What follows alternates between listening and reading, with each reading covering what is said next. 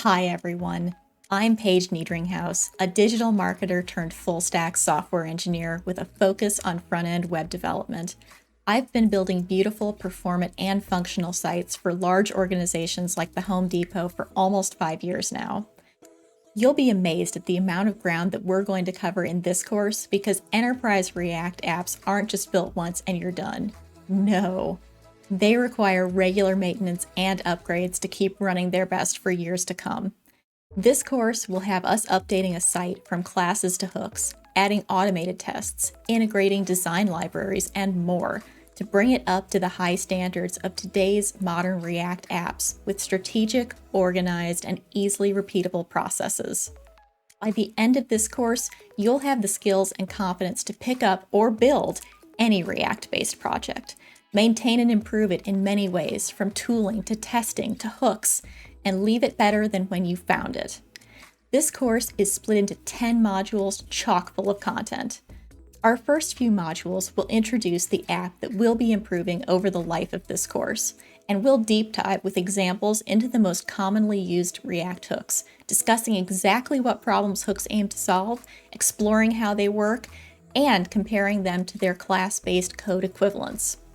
Next, we'll upgrade the outdated sample app to use the latest version of React, and we'll employ the JavaScript toolchain manager Volta to improve the developer experience. Module 3 will see us setting up Prettier and ESLint in our project to improve our code's quality and free up our developers' minds to focus on more important things than code formatting. Then we get to the really fun stuff. The next 3 modules, you'll learn my strategy to convert class components to functional ones, and we'll refactor all of our class-based components to use hooks while maintaining existing functionality. We'll also write our own custom hooks and even use the context API and useContext hook to make it easy to pass state around our app. After that, we'll focus on another critical aspect of enterprise-level applications: automated testing. In Module 7, we'll use the de facto integration testing framework combination of Jest and React Testing Library to give us the confidence that our app continues to work as expected, even as new features are added and it grows in size and scale. Module 8 continues this trend with an eye towards automated end-to-end testing with Cypress.io to simulate exactly how a user would interact with our app in the real world. Finally, a bonus module has been included walking us through the benefits that design system libraries bring to both design and development teams, and showing how to incorporate the popular Ant design library into our React app to simplify the code that we have to write. If you have any questions, you can comment in our Discord channel. The link is in the notes below. I am really excited to have you here and explore all the aspects that go into building and maintaining enterprise-level React applications in today's world. Let's get started. Welcome to the Newline Guide to Modernizing an Enterprise React Application. I'm the course author, Paige Niedringhaus. Many courses and tutorials begin building React applications from scratch, using the latest and greatest features the framework has to offer from the beginning. They also tend to gloss over things, like structuring an app's source code so it can grow and be maintained in an organized fashion over time, how to organize and write automated unit tests and automated end-to-end tests, how to set up code standards in a project so that the whole team adheres to linting and code formatting best practices, how to leverage component libraries to speed up development cycles, and most importantly, how to upgrade an existing application to take advantage of the latest advances that the framework has to offer. That is not this course, because that is not real life for many developers. Many developers join development teams and are introduced to an existing React application. The application may have been worked on by many other devs at the point that they inherit it, and none of those original developers may still be with the project. It may be out of date by a few versions or more. It may lack consistent structure or coding standards because it was built without an architectural design discussion. It may lack what are now considered industry standards like automated testing. But that's okay. That's all okay, because we're here to help arm you with the knowledge of all of the above to improve this app and leave it better than when you found it. To get the most out of this course, there are a few prerequisites I would recommend you have. I think that an intermediate understanding of HTML, CSS, and modern ES6 JavaScript is pretty critical. Also, a basic knowledge of the React framework, at least up until the point hooks were introduced, and some familiarity with JavaScript automated testing frameworks, things like Jest, Enzyme, and Cypress, will help you to get the most out of this course. Now, let's take a look at all you're going to learn in the next 10 modules. So for module 1, we will start off easy. We will just do an introduction to React hooks because a lot of people, although they may have used hooks, may not feel very familiar with them, very comfortable with them. You may be very comfortable with classes, but maybe you just haven't had the opportunity to really dive into hooks and get a good feel for it. So we're going to go over how hooks operate, especially the ones that don't necessarily line up in a one-to-one comparison with React's class-based components like useEffect or useState. In this module, we will learn about why hooks were introduced. We'll walk through some examples with various hooks that are simple and easy to get started with. We'll go over some of the most commonly used ones like useState, useEffect. We'll talk a little bit about useRef because that's one that I've found myself reaching for on various occasions. Use context, and finally we will talk about custom hooks, which everybody likes to talk about but doesn't necessarily do a great job of describing, as well as help you understand some use cases where custom hooks really are the right choice to reach for. With module 2, we will go into actually upgrading our sample application. We'll use the newest version of Create React app, and we will lock in project dependencies. You'll see more about what I mean when I say this when we get there. React 17, we're still not quite out of the beta stage for 18, so we will probably be upgrading to a version of 17. So we will upgrade the version of React, we will upgrade the version of React scripts, which is what Create React app runs on, and we will troubleshoot any initial upgrade issues that we might encounter. Additionally, we will start to lock in our Node and Yarn versions, and we're going to use a tool manager called Volta to help us do that, as well as Node engines. So whenever any developer downloads and runs this app, they'll have the same development experience that any other developer on the team might have. And you're going to be impressed with this. This is really a cool thing that Volta makes possible, and I'm excited to show you that. With module 3, we're going to configure our prettier and our ESLint setups for our application. So nothing, I can say this honestly, changed my development experience for the better, like adding prettier and ESLint to my normal development flow. I'm honestly not quite sure how I got along for as long as I did before these two things existed, but I know that I never want to go back to that now. So in this module, I will show you how to create a prettier RC file that will be included in the project, along with any personal formatting preferences that you like. And I'll also show you how to configure VS Code, which I hope is your editor of choice, to automatically format code on save or when on switching focus in different tabs. Likewise, we're also going to have a lesson on setting up an ESLint RC JSON file, which uses the standard ESLint configurations that are developed by Airbnb for both React and then React hooks, as well as how to modify the ESLint rules to suit your team's preferences, needs, rules that you want to enforce versus ignore, things like that. It's really going to make everybody's code more standardized, and it's going to help you write better quality code. So for module 4, we are going to actually dive into refactoring our class components and start using hooks. So a big part of modernizing an existing React app hinges on being able to take a traditional class-based component, maintain its current functionality, and convert it to use hooks under the hood. So taking advantage of all that the upgraded dependencies have to offer, but still keeping the same level of functionality that we had before. So this module will consist of going through about 5 or 6 of our files that are class-based components currently and upgrading them to use hooks, but still do the same things that they were doing before. And I think you will be pleasantly surprised at how smoothly this can go, especially if you have more of a strategic way that you approach this, and I will share with you mine so that you can figure out what works for you. With module 5, we will create custom hooks for our app.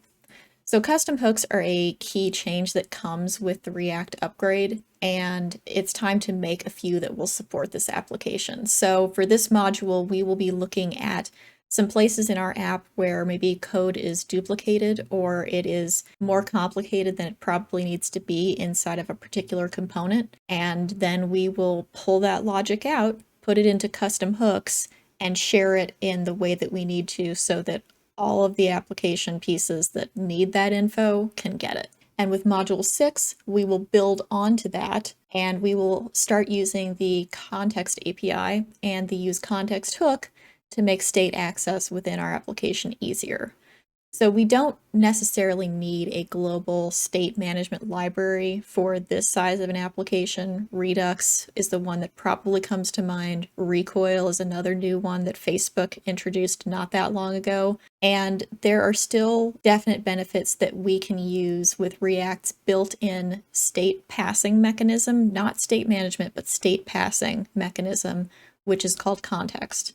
So in this module, we will gain a better understanding of what React's context is good for and what it is not. And then we will add some contexts to our own application and refactor it so that there is less prop drilling, which is taking a piece of information from a very high level parent component and passing it through several levels to get to the child that needs it. And we will create context providers to hold that state and use context hooks to consume it elsewhere in the application.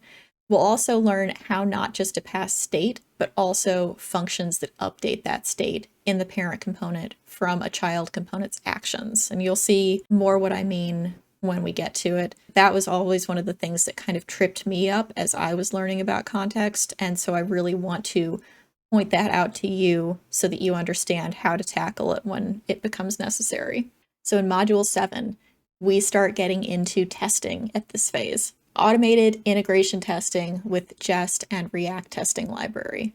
So as you know, getting an application to work correctly today is only half the battle because we need these applications to be stable, long-lasting. They need to be rock solid because they are enterprise level applications that are potentially supporting hundreds of thousands of users or more. So the other half of that battle is ensuring that it continues to work as expected even as new features are added. New system requirements come up, new levels of performance and scale are reached, and that is where integration testing comes into play.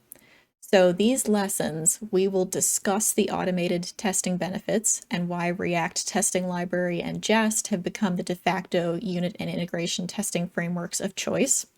We will share integration testing best practices and advice for organizing tests in the app, like working from smaller components up to larger ones. We'll download all the needed libraries and dependencies to test the app and configure it to easily run tests and check code coverage with just a few simple NPM scripts. We'll learn how to set up mocks and supply test data as needed, and we will write tests for our existing components, hooks, and services. You are going to get a lot of hands-on testing in this module, so get ready. If you're at all on shaky ground with it, you won't be by the end. In module 8, we will dive into end-to-end testing with Cypress because while individual unit testing is fantastic and it's definitely an important piece of the puzzle, it is not the only sort of testing that can be done. End-to-end testing is critical because if a user can't use the application as intended, then what's the point of building it? This is what end-to-end testing does best. It simulates what a user would do by interacting with the browser as a user would, and Cypress is the best of the end-to-end testing frameworks available today. So in this module, we will cover why end-to-end testing is also an important piece of the automated testing puzzle that enterprise applications need to live up to, and where it falls in the testing hierarchy, which I will get into in more detail in that lesson. An introduction to Cypress IO is what will happen next. The current favored end-to-end testing framework of the JavaScript world. You will see why. It is fantastic. We will go through downloading all the necessary libraries for the app to run Cypress, and we will configure our application to run Cypress tests a couple of different ways depending on what the needs are, whether you're doing local development or you have this running for some kind of a CI/CD pipeline. We will set up fake datas, mock API calls, target DOM elements to trigger events, and debug any misbehaving Cypress tests with the Cypress test runner. And we will explore the new Cypress Studio feature, which allows users like us to teach Cypress tests by having them observe a user interacting with the browser. And trust me when I tell you, I hadn't tried this up until this course. It is awesome. It is so cool, and it is such a time saver. You will really, truly love it. And finally, Module 9, our last module where we teach actual new content. This is a bonus module that I wasn't sure I would be able to finish. With our bonus module, we are going to implement the Ant design system to speed up our design and development. So Ant design is one of a few extensive, well-designed design system libraries that allows designers and development teams to build and iterate faster because it provides flexible, attractive components right out of the box that developers can just plug into their React applications and be up and running. So design systems like this help reduce the amount of time that development teams spend hand coding complex functionality like tables, filtering, trees, things that a lot of people will end up using, but they don't have to reinvent the wheel. And they also help the design team maintain consistency within the application because you already have a library of fully built components.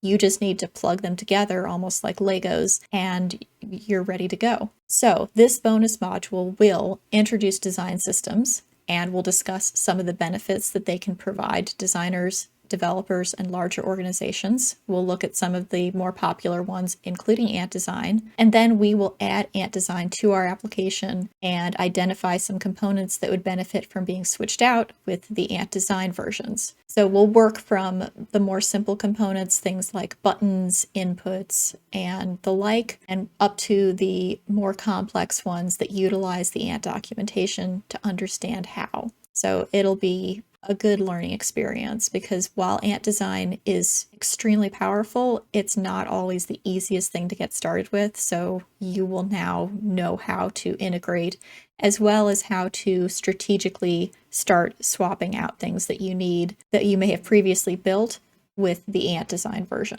So by the end of this course, you should be ready to take on the world. Well, that might be a little bit of an overstatement on my part, but if you go through this whole course, by the end, you should feel much more confident about taking any existing React application, no matter how new, how old, how large or small, and maintaining and improving upon it.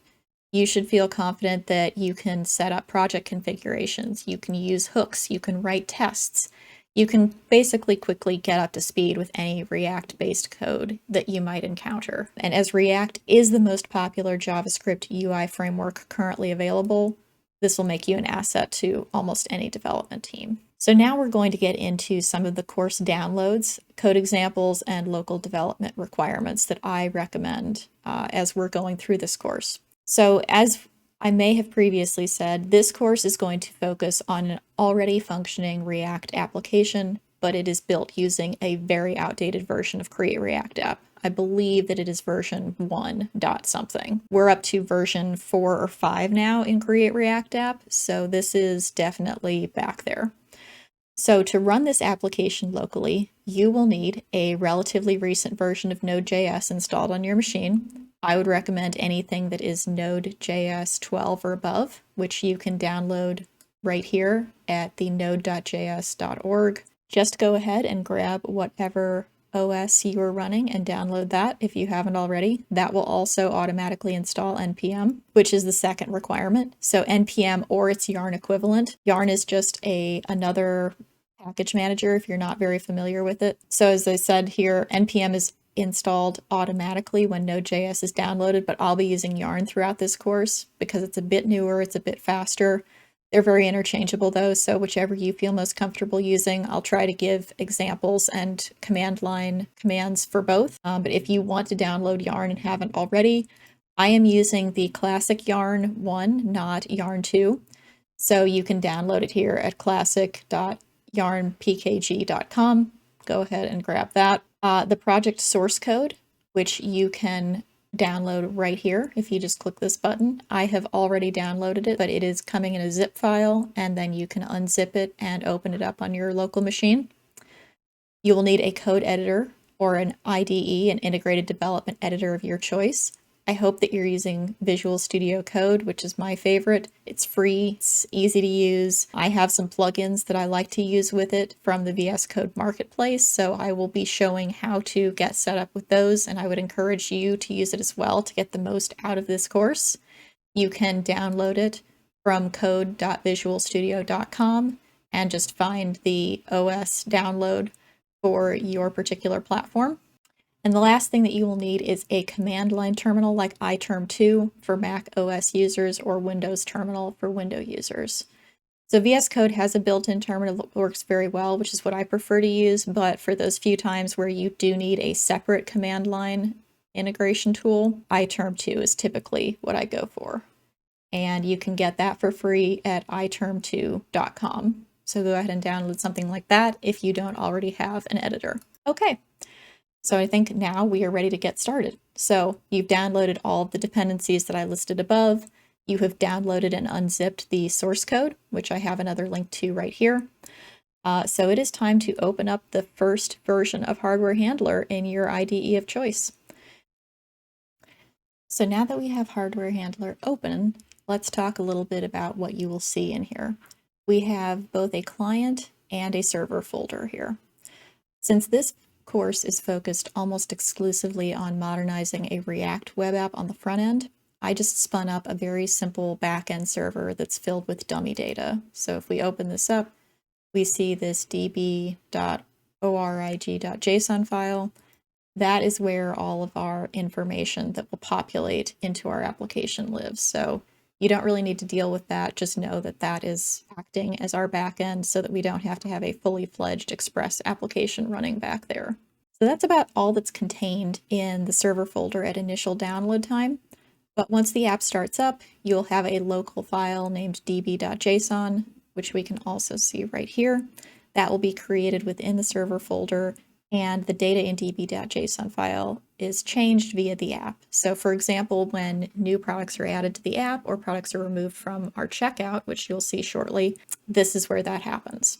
So the client folder is really what we want to focus on. Now I'm going to cover the contents and structure of this folder in more detail in the next lesson. So the first thing that we're going to want to do to start our application is install our Node modules and start the server. So once you have opened up your repo, open a new terminal, and check that you have the correct versions of Node and Yarn needed. So if I open up VS Code, I can go up here, create a new terminal, and pretty easily, let me clear out that, make it easier, we can do node-v and yarn-v to check what we've got. And it looks like we have version 14.17.2 running for Node and 1.22.10 for Yarn, so that's great. That is perfectly fine, will work just fine with our application. So once we have confirmed those Node and Yarn versions, we are ready to install our project dependencies locally. So in the command line, we will just cd into the server first, because that will be quicker, and run yarn. And this will do a yarn install of all of our package dependencies there. And then we will back out and go to the client and run yarn once more. And this will install all of our React application dependencies for the front end. Okay, so now we have finished doing our React install, and it is time to start up. So remain in the client folder and go to yarn start. And we will start to see things happening in the database. And it looks like everything has gone according to plan because we are now seeing the home page for Hardware Handler.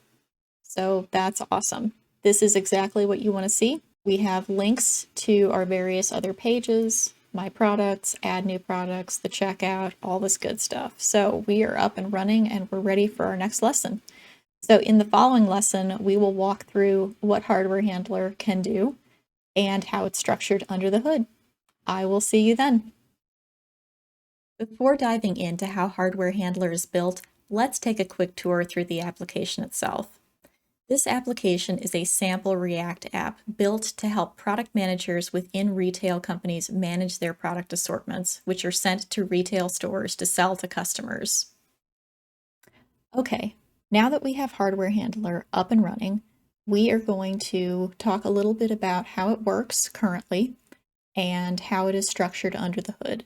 So let's get right to that. When the Hardware Handler application first starts up, the first page that a user will see is the home page. This home page links to all of the other pages of the app and displays any items that are already present in the checkout, which you can see right up here in the corner.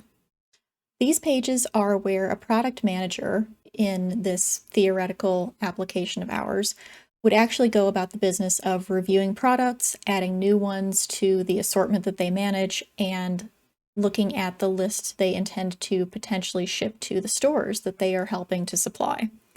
So let's look at the very first page, the My Products page, by clicking either the button here or the link in the nav bar. We'll just click the button for now. So this brings the user to the product page. And the first thing that we will see is users can view products that they already manage. They can filter down by name or by department. So if we click Hand Tools, we see that only the tools or the products that are hand tools are visible. Additionally, they can filter by product name. So if we add bubble scrubbers or Momo, we get more products that way. We can remove that. Basically, it's a nice filtering option for our users.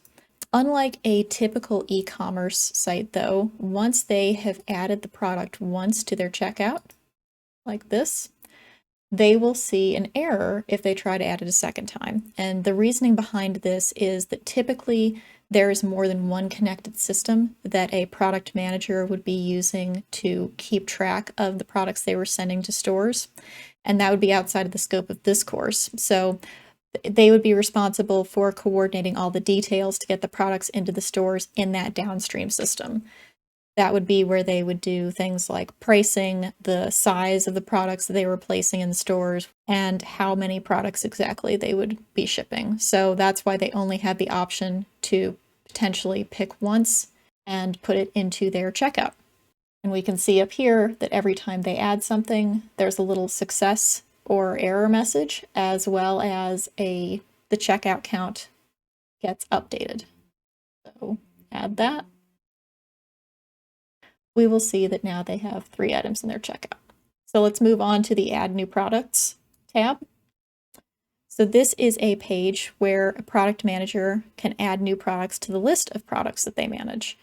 They can select from a predetermined list of departments visible here. They can add a product name. They can add a brand for their product. They can add a description, and they can add a retail price. Once all of those things have been added, this submit button, which is currently disabled, will become enabled, and that product will be added. And then they will show up. It will show up on the My Products page. The last page is the checkout page, and this is what it sounds like. It's a summary of all the products the product manager has added to his or her checkout. It displays all of the relevant product information, suggested retail price of an individual product, and the ability to remove that product from the checkout, just like that. In a real-world scenario, a product manager would most likely send this summary of products to another system further down in the ordering and product replenishment process. And within that system, a product manager might determine exactly how many units of each product to deliver to retail stores, as well as exact dates to ship to those stores. But as I mentioned above, all that is outside the scope of this course, so the checkout page and the summary is where this application's functionality concludes. Now, one more thing that I would like to point out is the toasts, because we saw a few of those. That's what these little guys are. They are called toasts. So in addition to the main pages and their functionality, there are these disappearing messages that are present throughout the application. These messages can alert a product manager when actions they attempt to perform, like adding new products to the system or removing items from the checkout, are successful or not. That's their main purpose, and they are predetermined to disappear after a certain amount of time unless you hover over them, like I'm doing right now to show you. So if we watch, that little countdown bar goes down, and then the toast disappears all on its own. So now that we've talked about how Hardware Handler works, let's talk about how it's structured in the application. So we're back in VS Code, and we're looking at how our code is actually built. As I said in the first lesson, this course is focused on modernizing an enterprise-style React application. It is built in the style of a full-stack app, a root folder that holds both the client folder in charge of our React views and a server folder, which contains our Node.js Express API. The only files that are present are a package.json, a db.orig.json, and a db.json, as well as a couple of node modules. So this folder exists entirely to provide data courtesy of the JSON server npm package, which you can see right here, to simulate the CRUD functionality that would be present if the application was connecting to multiple REST API microservices, which is how it would normally go. So when I say CRUD, I mean create, read, update, delete, the typical things that you would want to do to data in a database somewhere. So the JSON server just provides a very quick backend for prototyping or mocking, or in this case, powering a sample application. And once the server folder's JSON server starts up, the db.orig.json file is populated with initial data, and that's loaded into the app so that when we're actually in the application, that's where we see these products coming from. Those are all coming from our server. And then once we have this, the db.json is a local database file that is created each time the application starts up, and it keeps track of any updates that are made. So you know that we have one product still in our checkout. And if we look here, the db.orig.json, there's no products in our checkout. But if we look at this guy and scroll down to the db.json, we see that there is actually one product in our checkout. So that is how it's being updated while the application is running. But every time the application shuts down and the server turns off, this is lost and a fresh one is spun up based on what is in here the next time around. On to the good part, the client folder. This is the stuff that we really care about. This is where the bulk of this course focuses on. So let's open this up and let's take a quick peek at some of the folders that we have. So if you've ever used Create React App before, you are probably pretty familiar with this. This front end is built off an older version of Create React App. If we look back here into our package.json, we will see that we're running React 16, and we are running React scripts of 1.1.4. We are up to 4, possibly 5, for the Create React App scripts now. So we are quite a ways away from being current, but that's okay. So all of these versions of React are pre-React hooks, which were introduced with the release of React 16.8.0. And the code structure, which I will describe briefly below, provides an example of how a larger React application could be structured for code maintainability and scalability as the application grows. It's a could, it's not a must. Everything that I say in this course is going to be a could, not a must, because you have to find what works best for you. With that being said, the source folder is where everything lives. It is the main star. It is where we will be doing the bulk of our work. These are some of the folders inside of source that we will be focusing on. So we'll start in the containers because those are the largest pieces of our application and the majority of where our stateful components are filed for ease of access. State lives in class components in the source containers folders for now. So if we look, for instance, at our app, we will see that the main app.js file has a little bit of state. It is a class component. The line of delineation between where state should live becomes much less clear with the introduction of React hooks and the ability to have state almost anywhere within an application because of hooks. But regardless, I'm still a fan of larger page-style components living in some sort of pages folder or a containers folder, and smaller components being injected into these larger components and living in another folder, most likely labeled components or something along those lines. As we continue our tour into the components folder, we will see that the components folder are basically view-based functional components. They don't have any state of their own. They are passed the props that they need in order to make their displays. So the same comment that I made about the class-based component section applies here too, but like I said, the idea of a smaller components that might be useful to reuse in multiple larger container components being stored inside of a components folder is appealing to me and seems less tied to a specific page of the application unless it is very specific to a particular piece of the application. But for something like a loader or an item, those kinds of things are probably going to be reused in multiple places throughout your application, so it probably makes sense to put them into smaller, reusable formats and not tie them to a particular container, but more to a generic component folder. So the next folder that we will look at is the services folder. And to me, the services folder is where all of our API calls should live. The data fetching calls that utilize the popular promise-based HTTP library Axios, which you can see at work right here. These are all stored in the services folder. Keeping all of the data fetching together makes it easier to keep track of and update these functions. For example, even if 2 or 3 or more components are calling the same API endpoint, by having only one API call that all the components rely on, you can easily change that one API call and know that the data supplied to all the components will change in the same way. So this is just one way to keep it more organized. And finally, the last thing that we will look at are the helpers folder and the constants folder. Helpers contains a few helper functions and constants stored in their respective folders that are invoked throughout the application.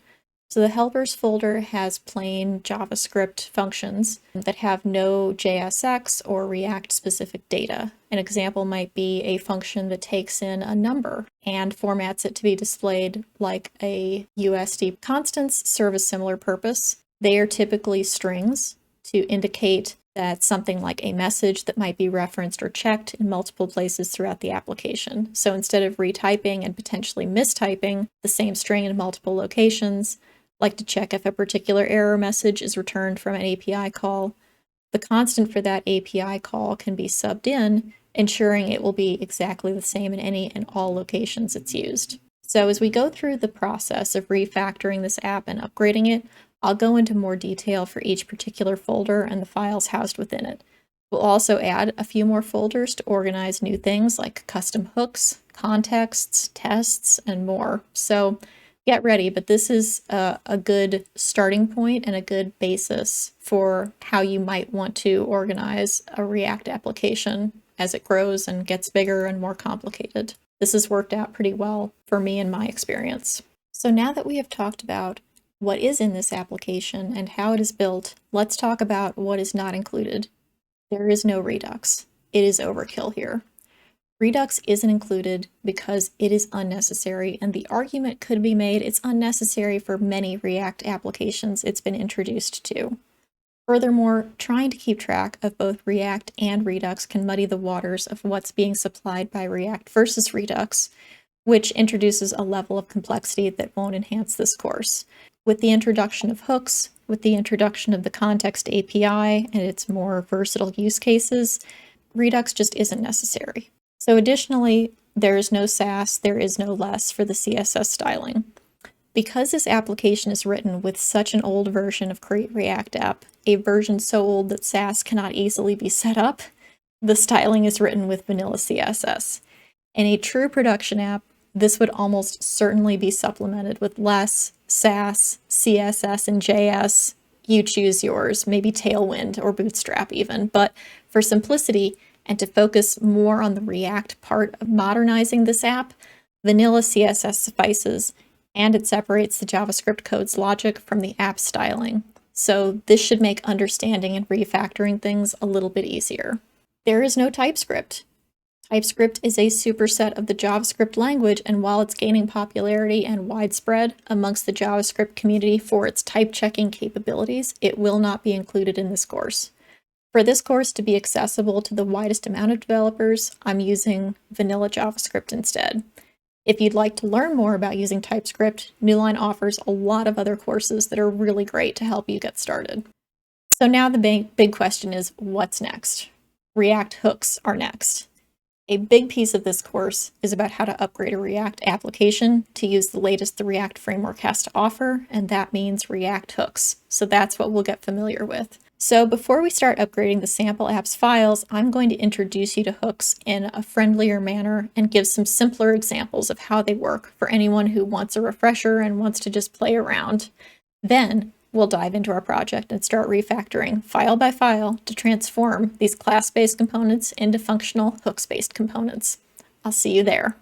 In the last module, I introduced the existing application and briefly talked about the hows and whys of its structure. The app is an example of what you might encounter in an enterprise-level organization. It's a fully functional React application, but it's outdated.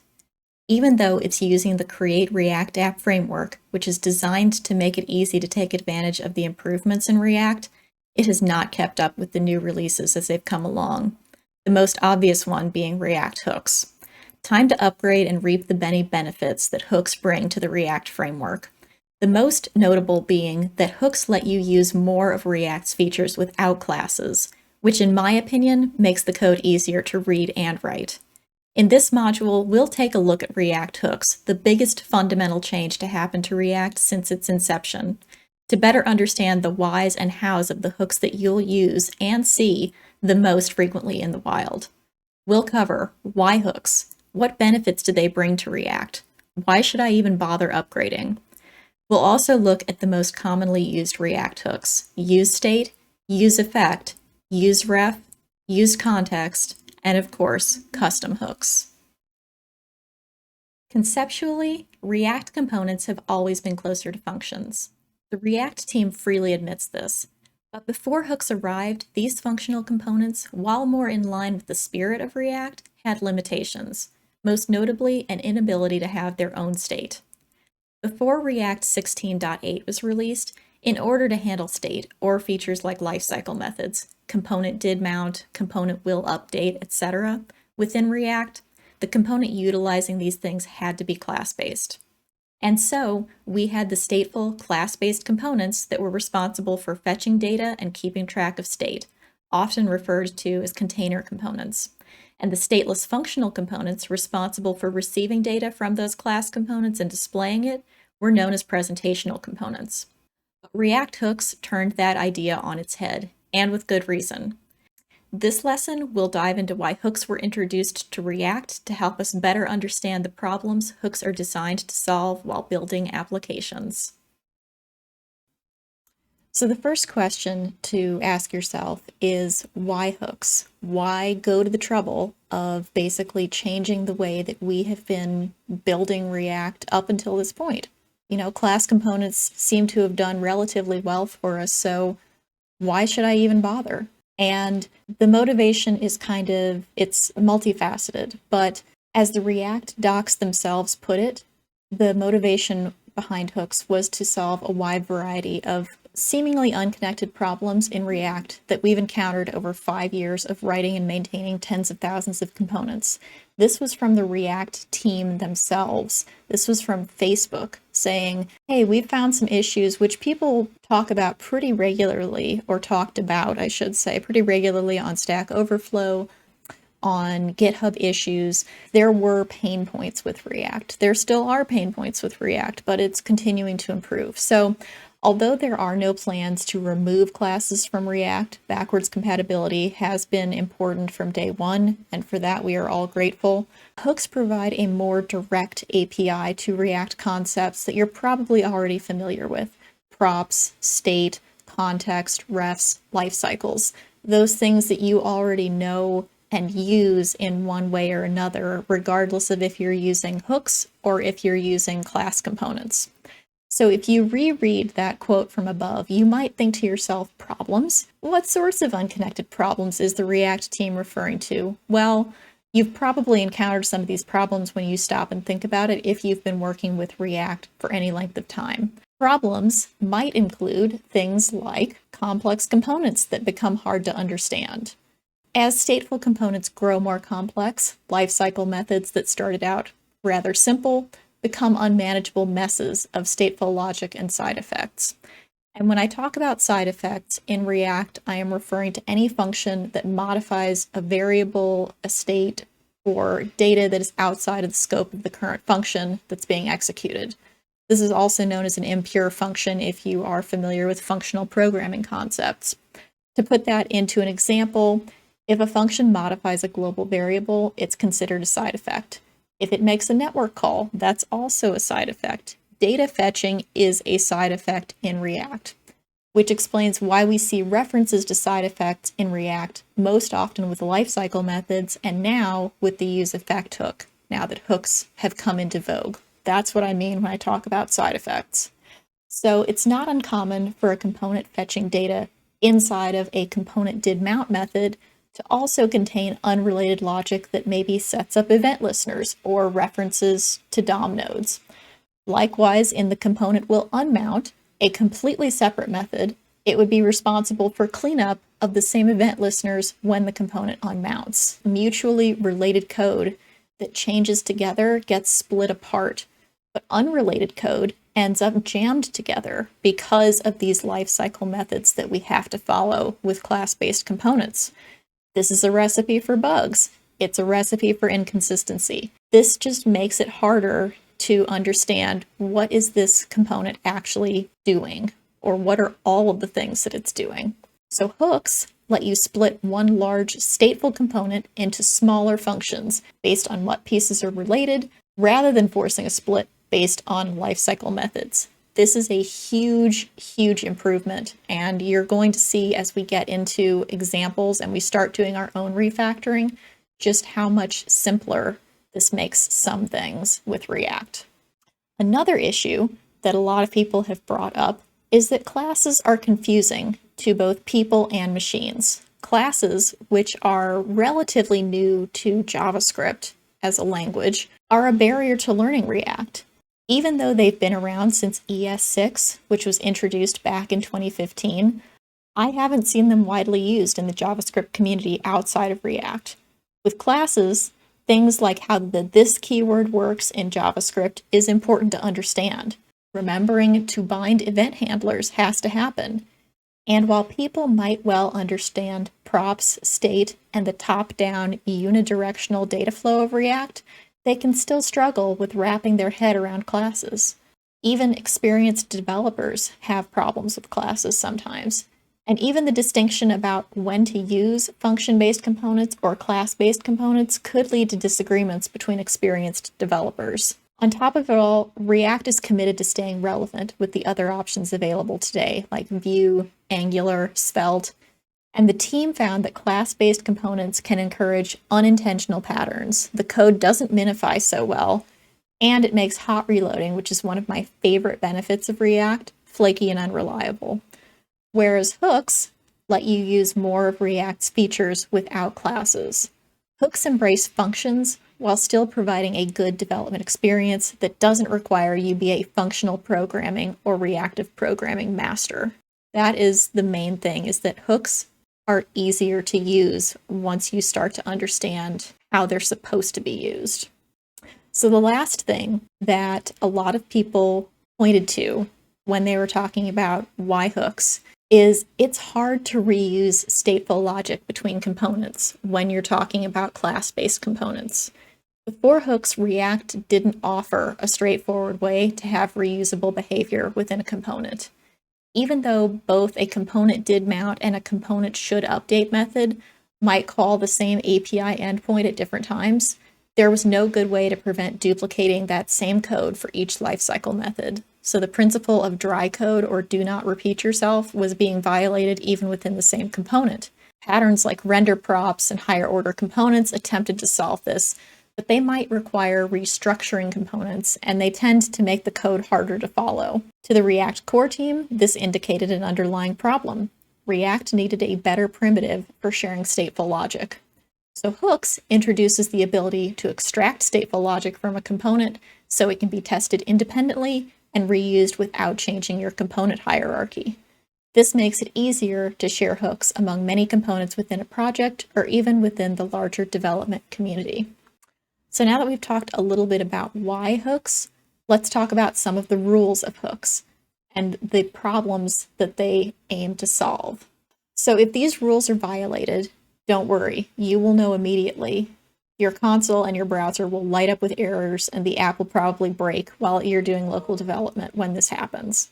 So just try to keep them in mind as we look at various hook examples in the next few lessons. And all of these rules that I'm going to go over might not immediately make sense, but once we begin upgrading our own application, you'll get a better feel for these rules and how to work with hooks to avoid breaking them. So all of these rules were taken directly from the React documentation themselves. I linked to the rules of hooks if you ever want to check the docs and get more information about them, but this is where you can find them. So the first rule, only call hooks at the top level. Don't call them inside loops, conditions, or nested function. So following this rule ensures that hooks are always called in the same order each time a component renders, and this is incredibly important for React. React relies on the order in which these hooks are called. So if a hook was nested inside of an if statement, it might not run on every render, which could lead to very hard to locate bugs. One solution, if you do need to have some sort of a conditional with a hook, would be to put the if statement inside of the hook, but you cannot do it the other way around. React does not stand for that. The next rule, only call hooks from React functions or functional components. You cannot call them from regular JavaScript functions or class-based components. It just doesn't work. So following this rule ensures that all stateful logic in a component is clearly visible from its source code. And then the third rule is that custom hooks are functions that call other hooks. This takes a little bit of time to get your head around, but as a best practice, custom hooks should always be denoted with the term use before the hook name. So if you had a custom hook that was involved with your products, you might call it use products. Or if you had a custom hook that was just for running intervals within your application, you might call it use interval. So it's just use something, and that's the name of your hook. We will definitely be doing some work with our own custom hooks later on. So in the next lesson, we'll dive deep into the useState hook, the first and most frequently used hook, and the closest to the state you already know from class-based components. That's coming up next. Here is the useState hook, a hook we'll become intimately familiar with over this course. It's the one you will reach for the most in our new state-powered functional components, and it's the one most similar to the this.state you already know and love in React. We'll learn how useState stacks up to traditional class state in this lesson and how to replace it effectively with hooks. Okay, so before we dive into actually modernizing our own React application, we are going to look at some examples of hooks to give you a better feel for them in a smaller, easier to understand environment. So the first hook that we are looking at is the useState hook. And below are two interactive examples that I have built in Code Sandbox to show you how the useState hook can be used. There are slight modifications depending on if you need to access previous state to update the current state or not with React. So that is why there are two examples in this sandbox, which I have shown you the actual working sandbox example on the left and the code for the sandbox on the right. And I've also commented out this code here at the bottom, which is for the second example. So all you need to focus on for the first example is this right here. So let's talk a little bit about how it works. So the first example is show message, where if you look at it, it said when show message's state is updated, previous state doesn't matter. So the current show message state is true.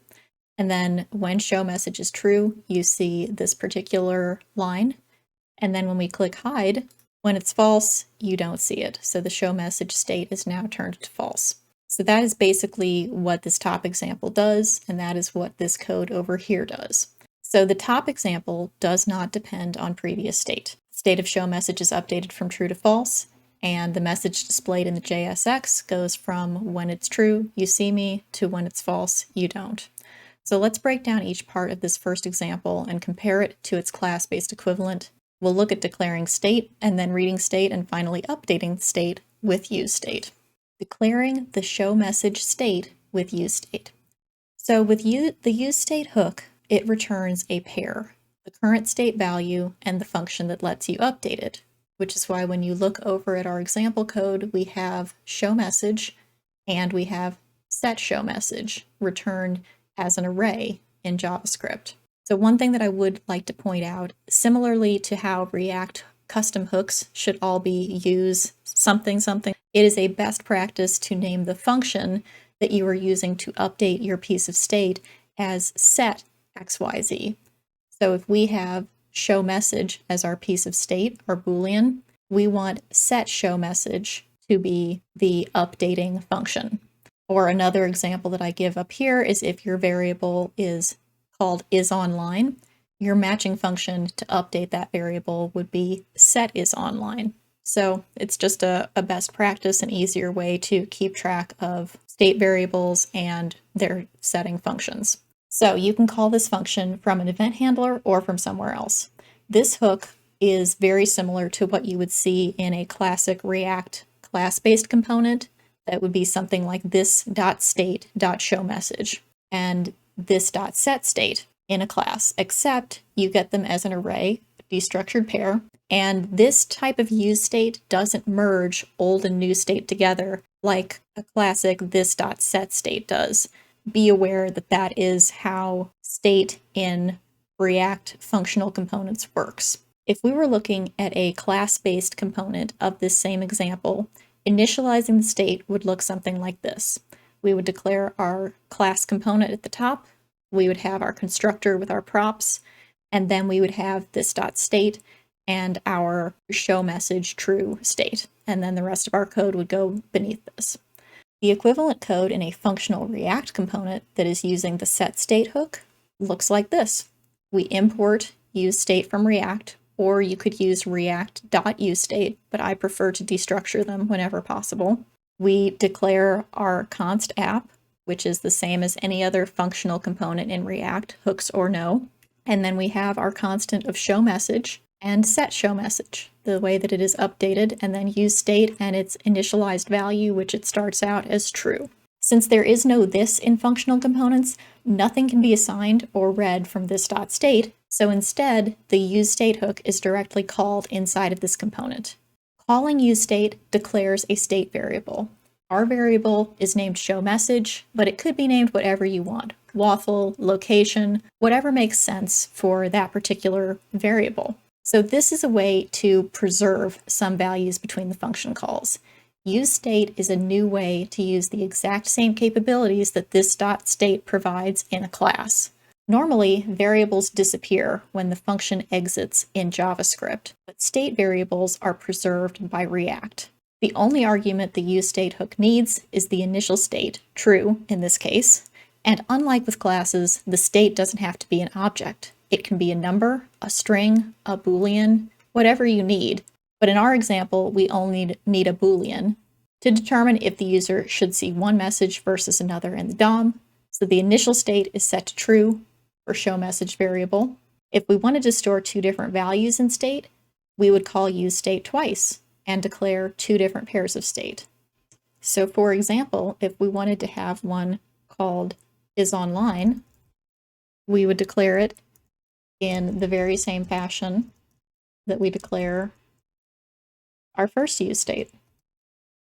And since this too is named in such a way that it sounds like a Boolean, we'll start it out as a Boolean, but that is how you would have multiple pieces of state in a single class component. A best practice for useState is to declare all the variables at the top of the component right after defining it, like how we declare state values at the top of class-based components today. Just continue to carry that over into your functional components. And now that the state has been set in the component, let's compare how its value is read. So once we have a state, we need to actually read that state and display it in the DOM. So reading show message state with a useState hook. If we were doing a class-based component, we would need to update the state of show message. So we have already declared our state up here with our class-based component. We render it in the DOM with some JSX, and in addition to whatever JSX needs to be there, we would have this.state.showMessage and a ternary. So when show message is true, you see me, and when show message is false, you don't. Very straightforward. So instead of calling this.state.showMessage to read the value of show message in a class-based component, we can simply call show message in a functional component. So in our functional component, and when show message is true, you see me.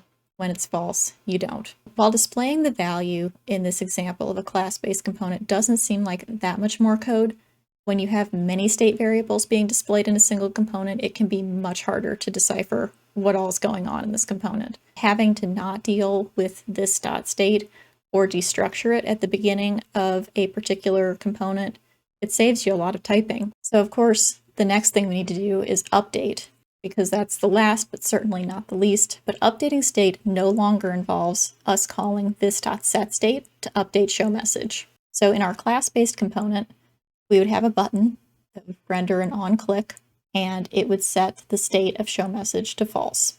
In a functional component, we already have set show message and show message as variables, so the this keyword is unnecessary.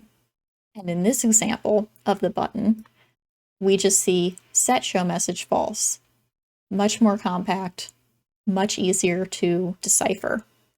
It's much easier for me to read this inline function, the one in the class-based component. So there is one pretty big difference to keep in mind when it comes to functional state variables versus class-based state variables. Functional state variables can hold objects and arrays just fine, so you can still group related data together. But unlike this.setState in a class component, updating a functional state variable always replaces it instead of merging it with existing variables. Just a little thing to remember, be aware. Okay, so let's move on to our second example, which is an example where previous state does matter. To refresh your memory, this is what our code sandbox looks like, and the example that we're focusing on is this one right here. So when new state does depend on previous state can be passed into the setCounter function below, and it can update this count. So if we click that, every time the count updates correctly, incrementing and decrementing depending on what is already the current count. So that is how this example works. Now let's look at the code. As you saw when I was demonstrating, when you click the add one or remove one buttons, the state of the counter number is incremented or decremented by 1 from its previous state value, and that value is reflected into the DOM. So when I go through this example, most of it should seem more familiar after walking through our first example, but I'll be sure to highlight the key differences. Once more, we began by declaring the initial state variable for a variable named counter, which will keep track of a count in the component. So if we were to look at the class-based equivalent, here is what this.state.counter would look like in a class component. We have declared our component, we have instantiated our constructor, and we have this.state and counter with an initialization of 0. And then the rest of the code goes beneath that. And here is how the state named counter is implemented with hooks in a functional component.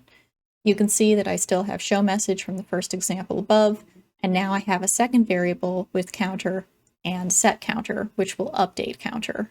And it is starting out with the same variable of 0 as its initial state. So in the initial state declaration, nothing different is happening from our first example. The state counter is declared, its updating function set counter is paired with it. The whole thing is set equal to the useState hook with an initial value of 0. Every time this component renders, its initial count will be set back to 0. Reading the state values is relatively the same as the first example as well. Our class-based app accesses the variable through this.state.counter, similar to how you would do it here in the JSX. But our functional app component accesses this same counter variable in its JSX display with just counter. In my opinion, cleaner. Updating is where the change to the useState hook happens. If the new state is being computed using the previous state, you can pass a function to setState. This function will receive the previous value and return an updated value.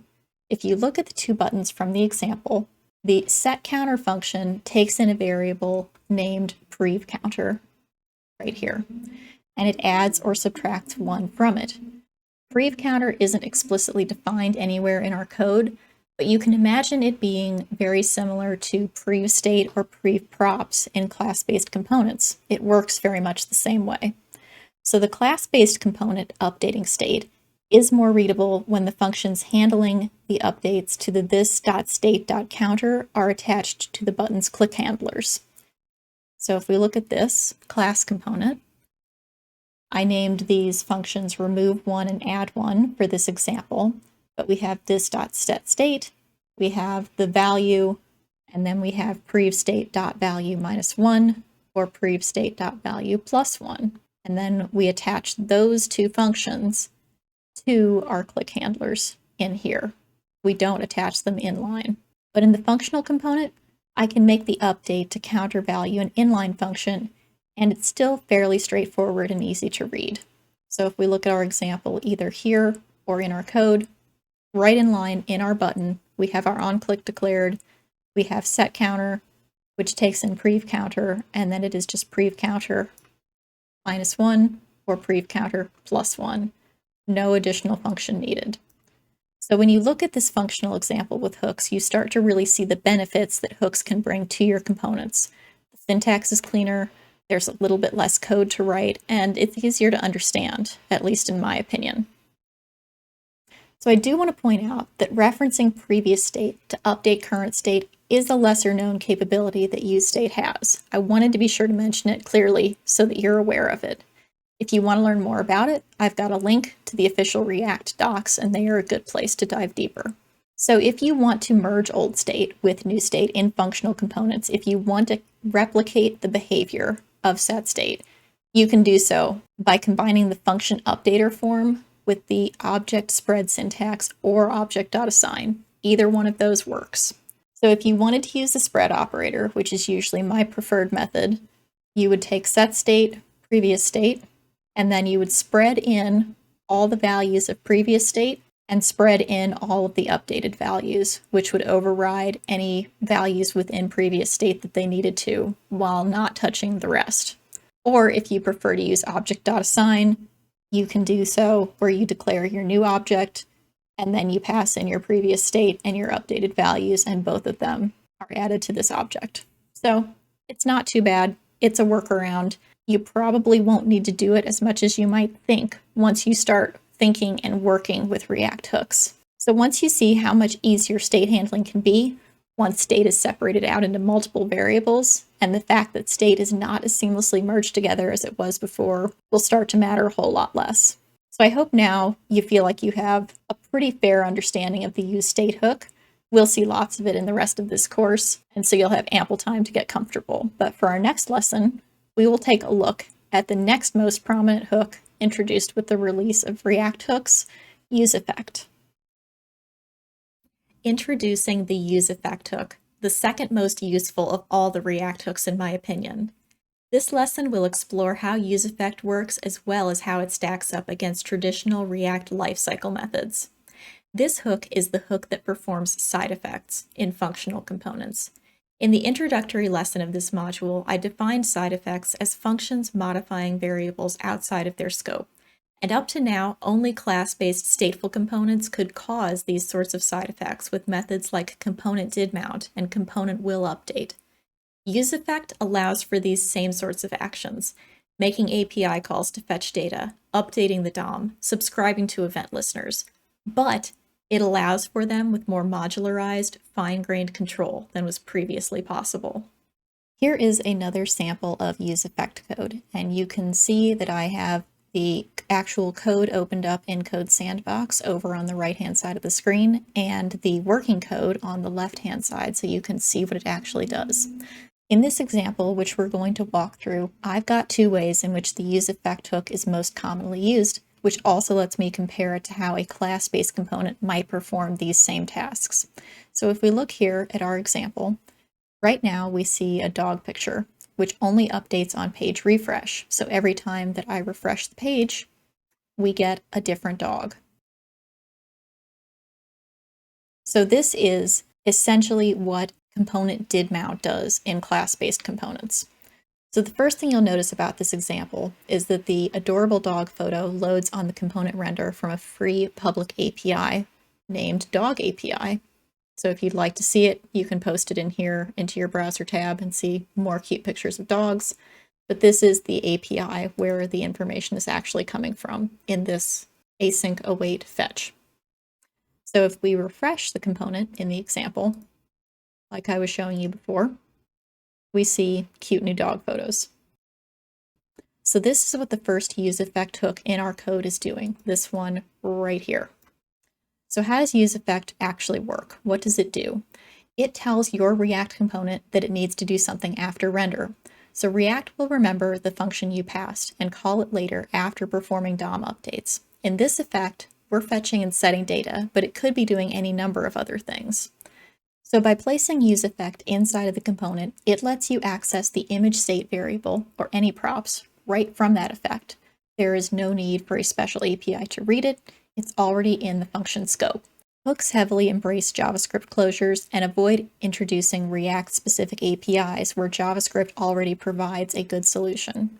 So let's talk about the makeup of the useEffect hook, and then we'll examine how it applies to our examples. useEffect has arguments. The useEffect hook doesn't return any values of its own, but it instead takes in two arguments. First argument is required and the second is optional, but it is highly recommended at all times to prevent the component re-rendering on every state change, which probably is not going to be an efficient use of your browser's memory. So the first argument that useEffect needs is the callback. This is the required one. And this is the function that we want the hook to actually run the effect itself. So that looks like this. We import useEffect, similar to how we imported useState, and we have this little function of useEffect, and this one is just console logging hello world. So by default, the effect stated in a useEffect hook runs when the component first renders and after every update. But this is customized easily to only render when you want it to, which we'll cover next. So the second argument that useEffect takes is the dependency list, and this is optional, but it is very highly recommended. This dependency list allows us to tell React to skip applying the effect only until certain conditions are met. In other words, the second argument of the useEffect hook allows us to limit when the effect runs, and it gives us that more fine-grained control that I talked about in earlier scenarios, the reasons of why React hooks came to be. So by simply placing an empty array as the second argument in a useEffect, this is how we tell React to only run the effect on initial render. This tells React your effect doesn't depend on any values from state or from props, so it never needs to rerun after it has initially run. So let's look closely again at that first useEffect in the example. It uses its useEffect hook just like this. So if we look at this code, here is our entire function being defined. Fetch dog image. It goes out to the dog API. It waits for the response to come back.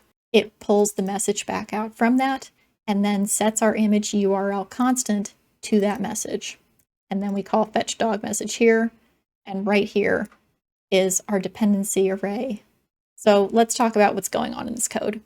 First, we have declared the image URL state variable above the useEffect hook. If you look over here, you can see it right there. It's an empty string. Then we tell React we need to use an effect. We pass a function to the useEffect hook. This fetch dog image function we pass is our actual effect. Inside of the effect, we fetch the dog image URL using the browser's fetch API, but only when the component first mounts, then set that returned data to the image URL.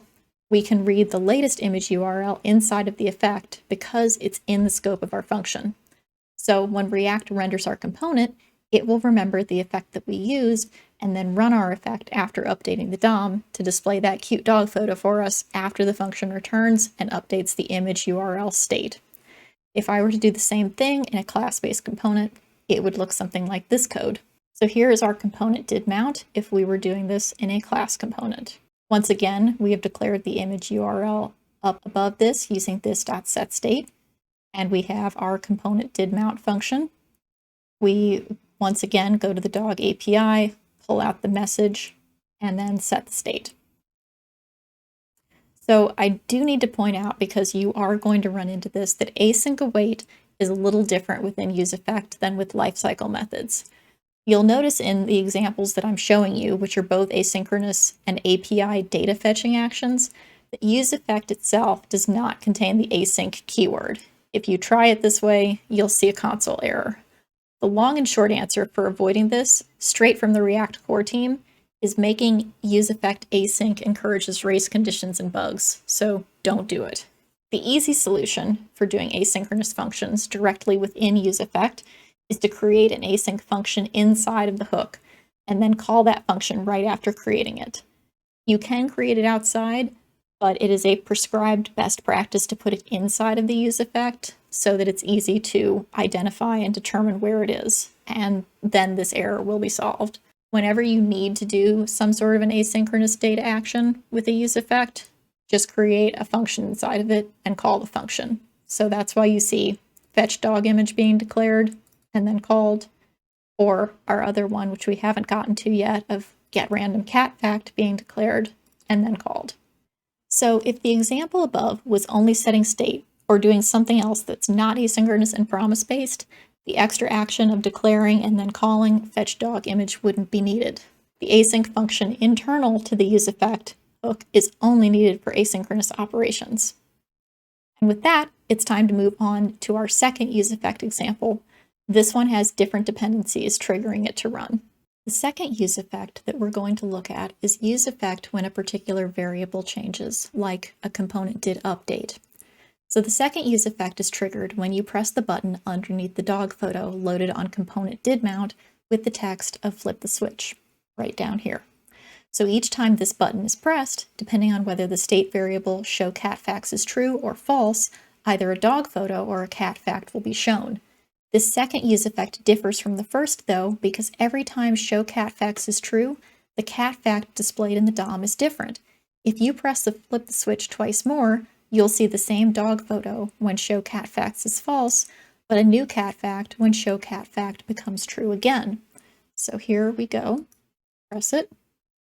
We get a cat fact of a cat's normal pulse is 140 to 240 beats per minute.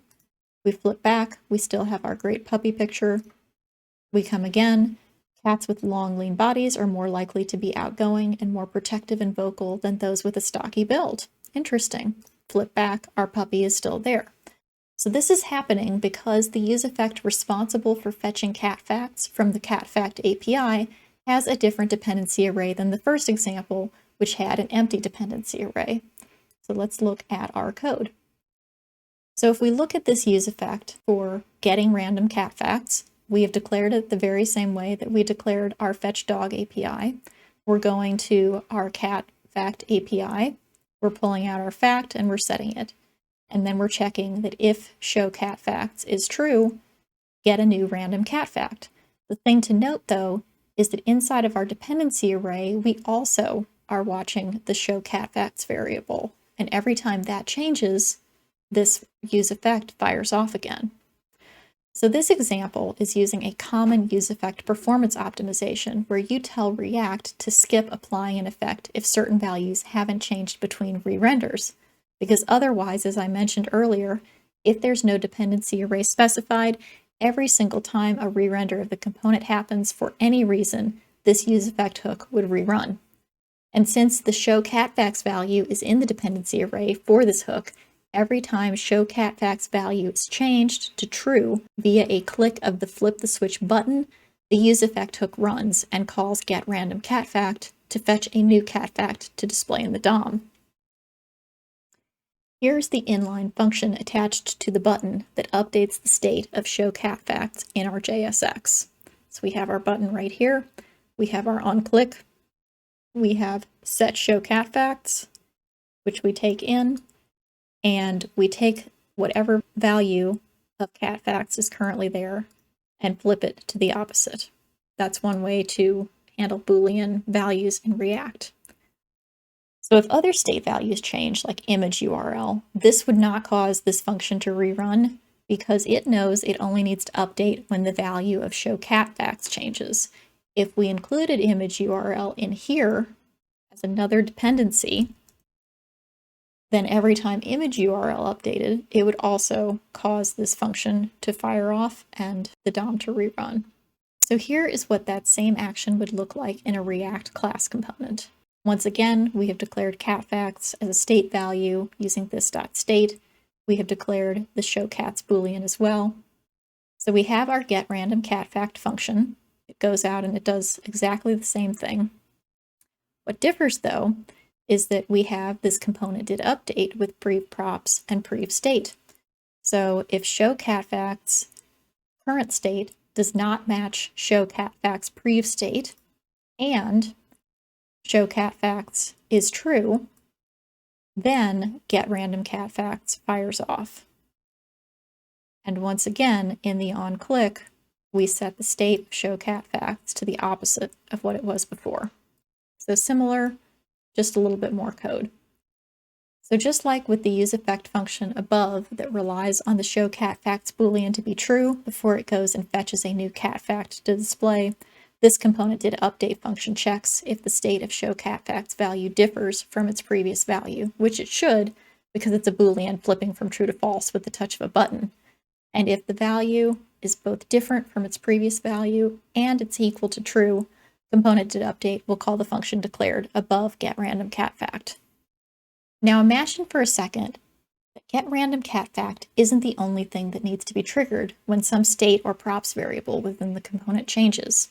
Imagine increasing complexity as well as various unrelated logic that will quickly make this lifecycle balloon in size as it attempts to keep track of the values of multiple pieces of state within this component. With functional components, instead, you could have multiple separate useEffect hooks, very similar to what I have here. This useEffect for fetching dog images, this useEffect for getting random cat facts.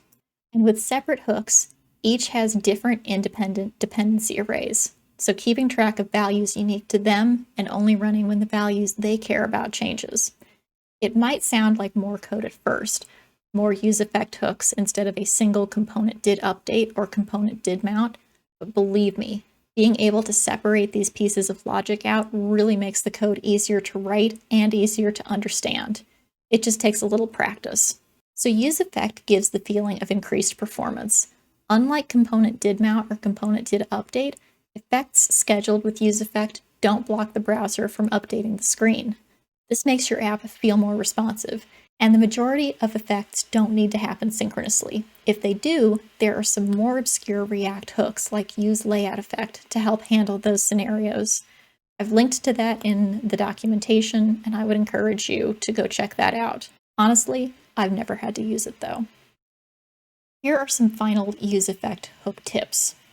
Use multiple effects to separate concerns. One of the best things about useEffect is that now actions which have nothing to do with each other don't have to be grouped together into the same lifecycle method, and actions that are connected but need to run under different conditions can be grouped together instead. So optimize performance by skipping effects.